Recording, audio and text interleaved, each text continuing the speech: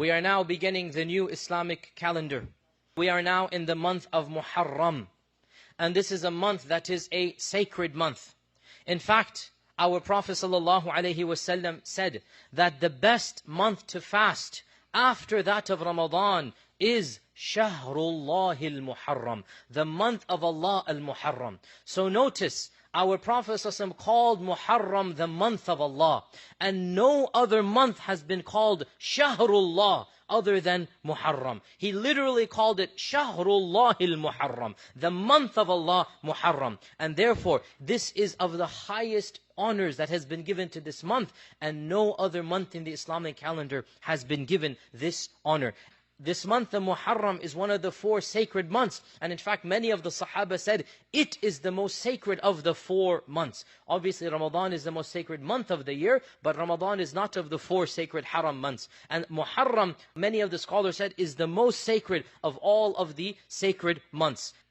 When Umar ibn al-Khattab instituted the calendar, 10 years or 8 years after the Prophet ﷺ passed away, they discussed which month should we begin the calendar with. And some said this and others said that, and one opinion was Ramadan, and one opinion was other months as well, until finally the most of the Sahaba, they said Muharram makes the most sense to begin the year with, because of its blessings and because it occurs right after Hajj, so it's as if it's a new beginning.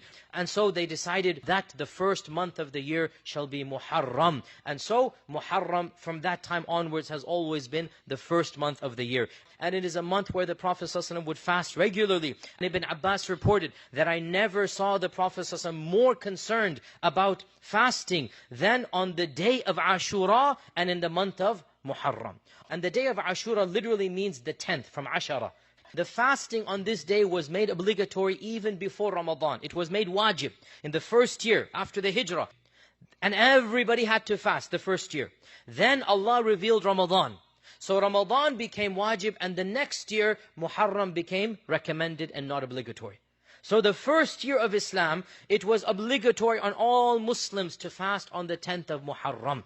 And then in the second year, it went down from being obligatory to being recommended and strongly encouraged. And our Prophet ﷺ said that it serves as a forgiveness for the sins of the previous year. On this day of 10th of Muharram, our Prophet ﷺ told us that Musa alayhi salam was saved, Moses was saved from Pharaoh, that Nuh alayhi salam, his ship landed on Mount Judi, that on these days many incidents happened in the past that served as a day of celebration and rejoicing. When our Prophet found out that the Yahud are fasting on the 10th of Muharram as well, even though the blessings of the 10th were predating the knowledge of our Prophet about the Yahud, when he found out that they were fasting because on this day they said Moses was saved and Pharaoh drowned, so we take it as a day of celebration. Our Prophet said, we have more right to Moses than you do.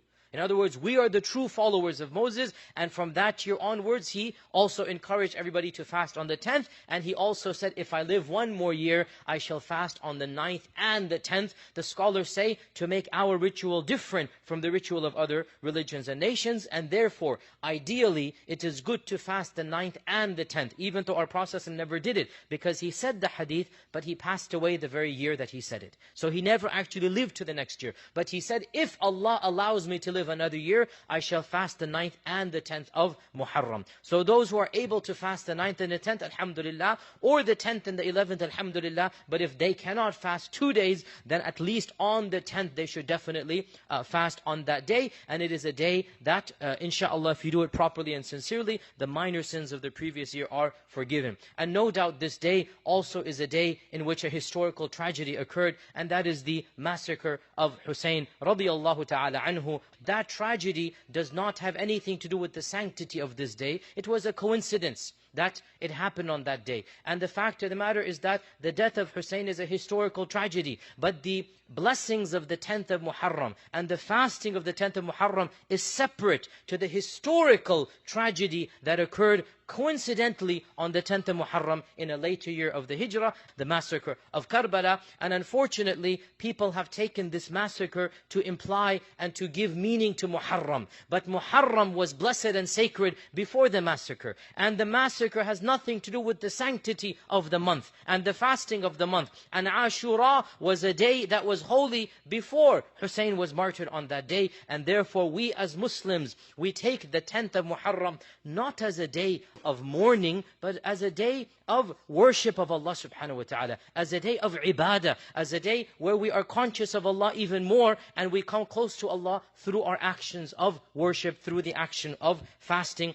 And let us make sure we fast on the 10th, and if we're able to on the 9th and the 10th, or the 10th and the 11th, but at least on the 10th, and especially in this month overall. This is a month where overall our Prophet encouraged extra good deeds, extra fasting, extra charity. It is one of the sacred months. May Allah subhanahu wa ta'ala make us of those who utilize it to the best.